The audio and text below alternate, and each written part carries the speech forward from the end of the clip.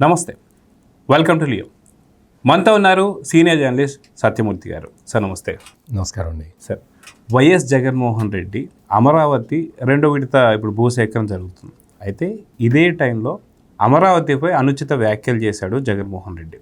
నిజంగా అమరావతిపై చేసినటువంటి వ్యాఖ్యలు జగన్మోహన్ రెడ్డి నిజంగా ఏదైనా సరే రెండో విడత భూసేకరణపై ఇంపాక్ట్ పడుతుందా అనేది ఒకటైతే, రెండోది వచ్చేసి మెడికల్ కాలేజీలకు సంబంధించి ఎవరు కూడా టెండర్లు వేయడం లేదని చెప్పి మాట్లాడుతున్నారు. నిజంగా దీని ఇంపాక్ట్ ఎంతవరకు ఉంటుంది అంటే ఏం చెప్తారు? అంటే మీరు నన్ను డిస్కషన్కి పిలిచారంటే మీరు ఏదో ఇటువంటి ఫిట్టింగ్ పెడతారనే నేను కూడా అనుకున్నాను.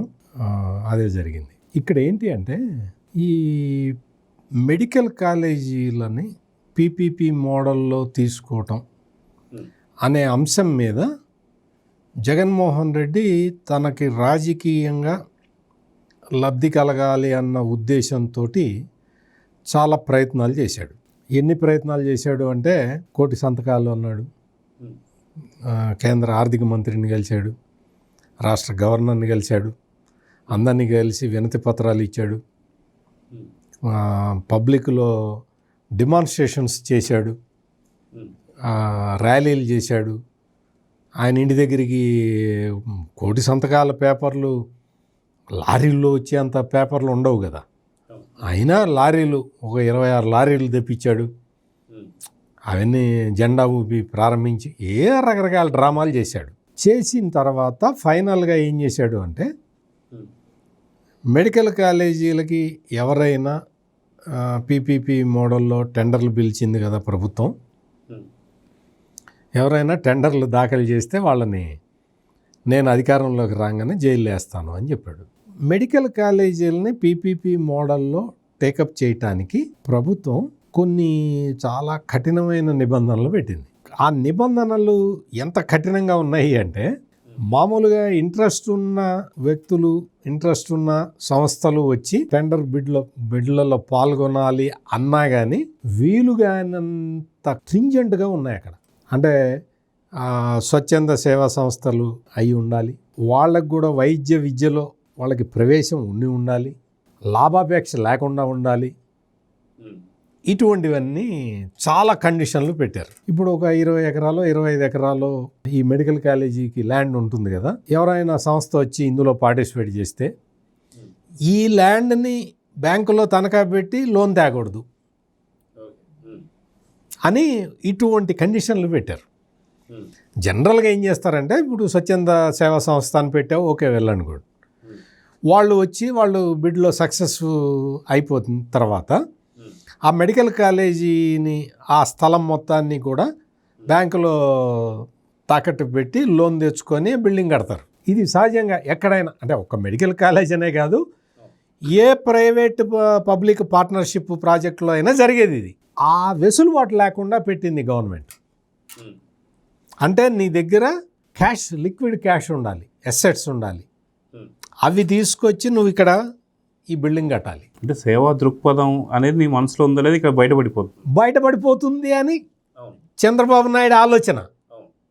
నీకు సేవా దృక్పథం ఉందా లేదా అనేది నీకు ఒక, అంటే అప్పుడెప్పుడో సీతాదేవికి అగ్ని పరీక్ష పెట్టాడు చంద్రబాబు నాయుడు. దాంతో ఏమైపోయింది అంటే, చాలామందికి ఆ పాయింట్ దగ్గర వాళ్ళు ఆలోచించారు. అంటే బ్యాంకు లోన్ తెచ్చుకుంటా, బ్యాంకు లోన్ కట్టాల్సింది నేనే కదా, నేనే కట్టుకుంటా కదా, నువ్వు ఇచ్చేది నాకు 33 సంవత్సరాల అగ్రిమెంటే కదా, అంటే బ్యాంకు వాడు 32 సంవత్సరాలకే నాకు లోన్ ఇస్తాడు కదా, నీకు ల్యాండ్ మళ్ళీ నీ ల్యాండ్, బిల్డింగు, ఎక్విప్మెంట్ అంతా నీకు ఇచ్చే టైంకి నా లోన్ నేను తీర్చాల్సిన బాధ్యత నా మీద ఉంటుంది కదా అన్న ఉద్దేశంలో ఆ లోన్ తీసుకొని వచ్చి నేను కట్టుకుంటాను, మీకు ఈ 33 సంవత్సరాలు మీకు సేవ చేస్తాను అని చాలామంది అనుకున్నారు. కానీ ఆ వెసులుబాటు కూడా లేకుండా ప్రభుత్వం బిగించి పెట్టింది. సో దాంతో ఏమైంది అంటే, వాళ్ళు 2 సార్లు 3 సార్లు మీటింగులకు వచ్చారు. ప్రభుత్వం అంటే పీపీపీ మోడల్ అనేది కేంద్ర ప్రభుత్వం ప్రతిపాదించిన ఒక విధానం. ఆ విధానంలో కేంద్ర ప్రభుత్వ గైడ్లైన్స్ ప్రకారం పోవాల్సి ఉంటుంది. ఎందుకు, ఇక్కడ కొన్ని మెడికల్ కాలేజీలేమో కేంద్ర ప్రభుత్వం సెంట్రల్లీ స్పాన్సర్డ్ స్కీము, కొన్ని నాబార్డు లోన్ తోటి కట్టేవి, కొన్ని ఏంటి అంటే ఈ అర్బన్ ఇన్ఫ్రాస్ట్రక్చర్ డెవలప్మెంట్ కోసం శాస్కి అనే సంస్థ ఇచ్చే లోన్ తోటి కట్టేవి అంటే ఒక టైపులో లేవన్నమాట. అందుకని ఈ టైపులో ఉన్నాయి కాబట్టి కేంద్ర ప్రభుత్వం కూడా ఒక స్ట్రింజెంట్ రూల్స్ పెట్టింది. ఆ రూల్స్ని ఫాలో కావాలి పీపీపీ మోడల్లో ఇవ్వటానికి. ఇక్కడ ఇంత కఠినమైన నిబంధనలు ఉన్నాయి కాబట్టి ఎవడైనా టెండర్ వేయటానికి 2 సార్లు 3 సార్లు ఆలోచిస్తాడు. ఈ ఆలోచనని పసిగట్టిన జగన్మోహన్ రెడ్డి ఏం చేశాడు అంటే, నేను బెదిరిస్తున్నా, నేను హెచ్చరిస్తున్నా, మిమ్మల్ని అందరు రావద్దు, వస్తే జైలు వేస్తా అని చెప్పాడు. ఎప్పుడు ఈ టెండర్లు ఫ్లోట్ చేయటం, ఆ తర్వాత ఒక 2 సార్లు ప్రీ బిడ్ టెండర్లు జరగటం, మీటింగులు జరగటం, ఆ తర్వాత వాళ్ళు సైట్కి వెళ్ళి చూసి రావటం, ఇవన్నీ జరిగిన తర్వాత వాళ్ళు సంశయంలో పడటం, ఈ క్లాజుల గురించి వాళ్ళు అడగటం, గవర్నమెంట్ మేమేం చేస్తాం, అది సెంట్రల్ గవర్నమెంట్ స్కీమ్ అని చెప్పి చెప్పటం, ఇవన్నీ తెలుసుకున్న జగన్మోహన్ రెడ్డి వచ్చి బెదిరించాడు. నేను బెదిరించడం వల్లే వాళ్ళు రావట్లేదని చెప్పేశాడు. అర్థమైంది కదా నేను చెప్పింది? మెడికల్ కాలేజీలు తీసుకోవటానికి ముందరకు వచ్చే సంస్థలని నేను బెదిరించడం వల్ల ఆ సంస్థలు ముందరికి రాలేదు అని తన ఈ రప్ప బ్యాచ్కి ఒక మెసేజ్ పంపించాడు. అంటే చూసారా నేను ఎంత గొప్ప మగాడినో, నేను ఎవడన్నా బిడ్డింగ్ వేయాలంటే భయపడి సస్తున్నారు నన్ను చూసి అన్న మెసేజ్ పంపించడానికి, అంటే సమాజంలోకి ఒక టెర్రరిజం మెసేజ్ని పంపించడానికి జగన్మోహన్ రెడ్డి స్వాభావికంగానే అంటే వెనకంజ వేసిన ఈ బిడ్డుదారుల విషయాన్ని ఉపయోగించుకున్నాడు. అర్థమైందిగా నేను చెప్పింది? అంటే ఇప్పుడు మామూలుగా బిడ్లు వస్తాయో రావో తెలియనప్పుడు బెదిరించాలా, లేదు గవర్నమెంటు ఆ టెండర్ నోటిఫికేషన్ ఇవ్వంగానే బెదిరించాలా. ఈ మీటింగులన్నీ జరిగిన తర్వాత వాళ్ళు ఈ క్లాజుల్ని సవరించండి అని అడిగిన తర్వాత, ఇవి సవరించటానికి వీలు లేదు అని రాష్ట్ర ప్రభుత్వం చెప్పిన తర్వాత జగన్మోహన్ రెడ్డి వచ్చి ఈ బెదిరింపు హెచ్చరికలు జారీ చేశాడు. మీరు మెడికల్ కాలేజీ విషయం మీకు అర్థమైంది అనుకుంటా. ఇప్పుడు ఇదే టెక్నిక్ని మెడికల్ కాలేజీలని పీపీపీ మోడల్లో రాష్ట్ర ప్రభుత్వం తీసుకొద్దాము అనుకున్న దాని మీద ఎలాగైతే కుట్రబన్ని టెర్రరిస్ట్ మెసేజ్ని ఎట్లా పంపించాడో, ఇప్పుడు అమరావతి రాజధాని మీద అటువంటి టెర్రరిస్ట్ మెసేజ్ను ఒకటి పంపించాలి అని ఇప్పుడు మీరన్న మాటలను జగన్మోహన్ రెడ్డి మాట్లాడాడు. అమరావతి ఇప్పుడు 2వ విడత భూ సమీకరణకి వెళ్తున్నది. ఆల్రెడీ 500-600 ఎకరాలు ఇచ్చేశారు. 16,000 ఎకరాల్లో దాదాపుగా 1000 ఎకరాల వరకు రైతులు ఇచ్చేశారు. అది కూడా సక్సెస్ కాబోతున్నది. ఈ సక్సెస్ కాబోతున్న తరుణంలో సీడ్ యాక్సెస్ రోడ్డు వేయటానికి ఒక కొంత ల్యాండ్ వాళ్ళందరూ జగన్మోహన్ రెడ్డికి సంబంధించిన మనుషులు. వాళ్ళు మేము ల్యాండ్ ఇవ్వము అని ఎదురు తిరిగారు. ఆ ల్యాండ్ ఉంటే తప్ప సీడ్ యాక్సెస్ రోడ్డు కంప్లీట్ కాదు. దానికోసం అని చెప్పి భూ సమీకరణ వదిలేసి భూ సేకరణ నోటీస్ ఇచ్చింది గవర్నమెంట్. ఇచ్చారు, సీడ్ యాక్సెస్ రోడ్డు కంప్లీట్ చేస్తారు, ఈ లోపల కొంచెం డైవర్ట్ చేసి మంగళగిరి రోడ్లో నేషనల్ హైవేలో కలుపుతున్నారు. అంతా జరుగుతున్నది, ఎక్కడా ఏది ఆగట్లా.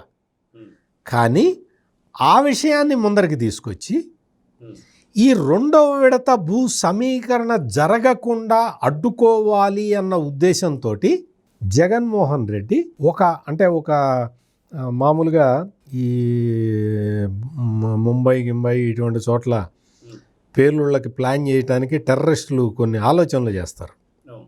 నిన్నగాక మొన్న ఆడెవడో పాకిస్తాన్ ఉగ్రవాది ఆడెవడో ఉన్నాడు, మసూర్ అహ్మద్ ఎవడో ఉన్నాడు, ఆడు చెప్తూ ఉన్నాడు, మేము అనుకుంటే మొత్తం 1000 స్లీపర్ సెల్స్ ఉన్నాయి, వాటితోటి మొత్తం ఇండియా మొత్తం పేల్చేస్తామని చెప్తున్నాడు. ఆడు అంటే బెదిరింపులు, హెచ్చరికలు, అంటే వెంటనే భారత్ అలర్ట్ అయిపోవాలి కదా, అలర్ట్ అయిపోతుంది, అంత చూస్తుంది. 1000 స్లీపర్ సెల్స్ ఇండియాలో వాడేక్కడ పెడతాడు వాడి మొహం. అది కథ డిస్కస్ చేస్తాయి కదా తన గురించి, ఆ టైపులో జగన్మోహన్ రెడ్డి డిస్కస్ చేస్తాడు. అంటే టెర్రరిస్టులు ఎట్లయితే హెచ్చరికలు జారీ చేస్తున్నారో భారతదేశానికి, ఆ విధంగా కొన్ని హెచ్చరికలు జారీ చేసి 2వ విడత భూ సమీకరణని అడ్డుకుందాము. ఇక్కడ సీడ్ యాక్సెస్ రోడ్డులో అడ్డం వచ్చిన వాళ్ళవి అది సక్సెస్ అయిందిగా, జగన్మోహన్ రెడ్డి ప్లాన్ సక్సెస్ అయింది కదా, ఆ భూ సమీకరణ వద్దులే, మేము భూసేకరణ చేస్తామని చెప్పి చట్ట ప్రకారం వెళ్దాం, చట్ట ప్రకారం మీకు ఏమి ఇవ్వాలో అవి ఇచ్చేస్తాం. జనరల్గా ఏంటి అంటే భూ సమీకరణం వల్ల బెనిఫిట్ ఎక్కువ, భూ సేకరణ వల్ల బెనిఫిట్ తక్కువ ఉంటుంది. భూ సమీకరణలో భూ సేకరణలో వచ్చే బెనిఫిట్ కన్నా అదనపు బెనిఫిట్లు ఇస్తున్నారు. భూ సేకరణలో మీరు భూమి ఇచ్చేస్తే మీకు ఇంకా వేరే హక్కులే ఉండవు. ఇందులో వేరే డిఫరెంట్గా ఉంటాయి. కౌలు ఇస్తారు, ఒక పార్ట్ పీస్ ఆఫ్ ల్యాండ్ ఇస్తారు, ఇవన్నీ ఉంటాయి. అందుకని జగన్మోహన్ రెడ్డి ఏం చేశాడు అంటే నీకు అది సీడ్ యాక్సెస్ రోడ్డు దగ్గర అది సక్సెస్ అయింది కాబట్టి దీన్ని కూడా రెండో విడత భూ సమీకరణకి రైతులు రాకుండా అడ్డుకుందాము అన్న ప్లాన్ వేసి కార్యక్రమాన్ని మొదలుపెట్టాడు. ఈ రెండో విడత భూ సమీకరణ ఎందుకు చేస్తున్నారు అంటే జగన్మోహన్ రెడ్డి తెలియగలడైతే చంద్రబాబు నాయుడికి ఇంకెన్ని తెలివితేటలు ఉంటాయి. మొత్తం మొన్నటి వరకు అంటే మొదటి విడత భూ సమీకరణలో రాజధాని మొత్తం అని ఉన్నది. ఇప్పుడు ఏంటి అంటే ప్రాజెక్ట్ వైజ్గా భూ సమీకరణ చేస్తూ ఉన్నాం. అందువల్ల జగన్మోహన్ రెడ్డి అడ్డుకుంటే ఒక ప్రాజెక్ట్ ఆగిపోయినా ఇంకో మిగిలిన 2 ప్రాజెక్టులు కంప్లీట్ అయిపోతాయి. అడ్డుకో అంత సీన్ లేదు. జగన్మోహన్ రెడ్డి చెప్పే మాటల్ని అమరావతిలో ఏ రైతు ఏ ఓటరు కూడా వినే పరిస్థితి లేదు, అది వేరే విషయం. ఇతని ప్రయత్నాలు మాత్రం అదే విధంగా జరుగుతాయి. అందుకని ఇప్పుడు రెండో విడత భూ సమీకరణని అట్టర్ ఫ్లాప్ చేయాలి అన్న ఉద్దేశంతో జగన్మోహన్ రెడ్డి వచ్చి ఈ కార్యక్రమం మొదలుపెట్టి ఈ విధంగా చెప్తూ ఉన్నాడు. ఈ విధంగా రాజధాని మీద విషం కక్కుతూ ఉన్నాడు. ఇంకొకటి ఏంటి అంటే అమరావతి రాజధానిగా అంటే దాన్ని ఇంకా గుర్తింపు తెచ్చుకునేందుకు వీలుగా ఆంధ్రప్రదేశ్ పునర్విభజన చట్టాన్ని, ఆ చట్టంలో ఉన్న క్లాజుల్ని సవరించి, అంటే ఆ చట్టంలో ఏముంటుంది, మీకు 6 నెలల లోపల 7 నెలల లోపల మీరు రాజధాని ప్లేస్ ఏంటో చెప్పండి, దానికి కేంద్ర ప్రభుత్వం సహకరిస్తుంది, మీరు అందులో రాజధాని కట్టుకోండి అని ఉంటుంది కదా. ఇప్పుడు అవన్నీ అయిపోయినాయి కదా. అందుకని ఆ క్లాజులు తీసేసి ఆంధ్రప్రదేశ్ రాజధాని అమరావతి అని పెట్టిస్తున్నాడు అన్నమాట చంద్రబాబు నాయుడు. దానికి ఆల్రెడీ అటార్నీ జనరల్ సానుకూలంగా స్పందించాడు. అది కేంద్ర కేబినెట్ దగ్గరికి వెళ్తుంది. కేంద్ర మంత్రివర్గం దాన్ని ఆమోదిస్తే దాన్ని ముసాయిదా బిల్లు పార్లమెంటు ఆమోదిస్తుంది. రాష్ట్రపతి సంతకం పెట్టగానే చట్టం సవరణ అయిపోతుంది. ఇప్పుడు జగన్మోహన్ రెడ్డి ఆ ప్రాసెస్ మొత్తాన్ని ఆపటానికి ఇతని వల్ల కాదు. ఇతని చేతిలో ఏముంది, 11 సీట్లు అసెంబ్లీ సీట్లు, ఎంపీలు కూడా ఏమి లేరు, ఉన్నా అక్కడ చేయగలిగింది ఏమీ లేదు. కూటమి ప్రభుత్వం ఆంధ్రప్రదేశ్లో కూటమి ప్రభుత్వం ఉంది, కేంద్రంలో కూటమి ప్రభుత్వం ఉంది. ఈ జగన్మోహన్ రెడ్డి చేయగలిగింది ఏముంది. అందుకని ఏం చేస్తున్నాడు అంటే ఆ చట్ట సవరణని అడ్డుకునే వీలు లేదు కాబట్టి ఈ రెండవ విడత భూ సమీకరణ మీద దెబ్బ కొడదాము అన్న ఎత్తుగడ వేసి, అసలు రాజధాని అక్కర్లేదు, ఆ రాజధాని కాన్సెప్టే లేదు, అసలు రాజ్యాంగంలో రాజధాని అనే ప్రస్తావనే లేదు, నేను ఎక్కడ కూర్చుంటే అక్కడే రాజధాని అని పిచ్చి పిచ్చిగా మాట్లాడాడు. దాంతో ఏమైందంటే నీకు అమరావతి చట్ట సవరణ అది ఆటోమేటిక్గా జరిగిపోతూ ఉన్నది. రెండవ విడత భూ సమీకరణ అది మామూలుగా వేగంగా జరిగిపోతూనే ఉంది. మొదటి విడతలో భూములు ఇచ్చిన రైతుల సమస్యల్ని యుద్ధ ప్రాతిపదిక మీద సాల్వ్ చేస్తూ ఉన్నారు. రెండో విడత భూ సమీకరణకి వచ్చే రైతులు అడిషనల్గా కోరికలు కోరుతూ ఉంటే ఆ కోరికల్ని తీరుస్తూ ఉన్నది రాష్ట్ర ప్రభుత్వం. 1,00,000 రుణమాఫీ కావచ్చు, ఇవన్నీ అన్ని మొత్తం అన్ని రకాల వాళ్ళ రైతుల సమస్యలు ఏమున్నాయో వాటిని అడ్రస్ చేస్తూ ముందరికి వెళ్తూ ఉన్నారు. ఈ జగన్మోహన్ రెడ్డికి ఎక్కడ అడ్డుకోవటానికి వీలు దొరక్క ఈ బెదిరింపు ధోరణులు మొదలుపెట్టాడు. మెడికల్ కాలేజీలకి ఎట్లయితే పీపీపీ మోడల్లో ఏవి కూడా అంటే ఇంకా టెండర్లు అవి రావట్లేదు అని తెలుసుకున్న తర్వాత హెచ్చరికలు ఎట్లయితే జారీ చేశాడో ఇక్కడ కూడా రైతుల్ని బెదిరిద్దాము అన్న ఉద్దేశంలో ఈ కొత్త గేమ్ను మొదలుపెట్టాడు. ఒకసారి చట్ట సవరణ జరిగిపోయిన తర్వాత ఇంకా రెండో విడత కాదు, మూడో విడత భూ సమీకరణకి రాష్ట్ర ప్రభుత్వం సై అంటే రైతులు సై అనబోతూ ఉన్నారు. అందుకని మొత్తం రాజధాని ప్రాంత రైతులందరూ కూడా ఈ జగన్మోహన్ రెడ్డి చెప్పిన మాటలు విని చాలా సీరియస్గా రియాక్ట్ అయ్యారు. నువ్వేం మనిషివే, అరే పచ్చగా రాజధాని ఇక్కడ ఇంత ఇంత భారీ ఎత్తున కన్స్ట్రక్షన్ జరుగుతూ ఉంటే అడ్డుపడతావా నువ్వు అని చెప్పి మొత్తం రాజధాని ప్రాంత రైతులే కాదు, రాయలసీమ వాళ్ళు, ఉత్తరాంధ్ర వాళ్ళు కూడా ఎదురు తిరిగారు. ఈ జగన్మోహన్ రెడ్డి ఇట్లా బెదిరించుకుంటూ పోతూ ఉన్నాడు. ఇట్లా జగన్మోహన్ రెడ్డి బెదిరింపుల్ని ఇంకా ఈ రాష్ట్రం సహించే స్థితిలో లేదు అని చెప్పి అన్ని ప్రాంతాల ప్రజలు జగన్మోహన్ రెడ్డిని తిరిగి బెదిరిస్తూ ఉన్నారు. ఇది ఇప్పుడు ప్రస్తుతం ఆంధ్రప్రదేశ్లో జరుగుతుంది. సో చూద్దాం సార్, మొత్తానికి ఒక ప్రాంతంపై కాదు అన్ని ప్రాంతాలు రియాక్ట్ అయ్యేలాగైతే ఇప్పుడు జగన్ పరిస్థితి. రాజధాని అక్కర్లేదు అంటున్నాడు కదా, మరి ఇంకా అసలు రాష్ట్రంలో ఉన్న ప్రజలందరూ రియాక్ట్ అవుతున్నది అది కారణం.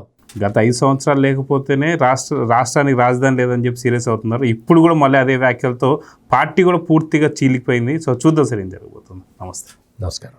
Please subscribe to Leo News for more videos.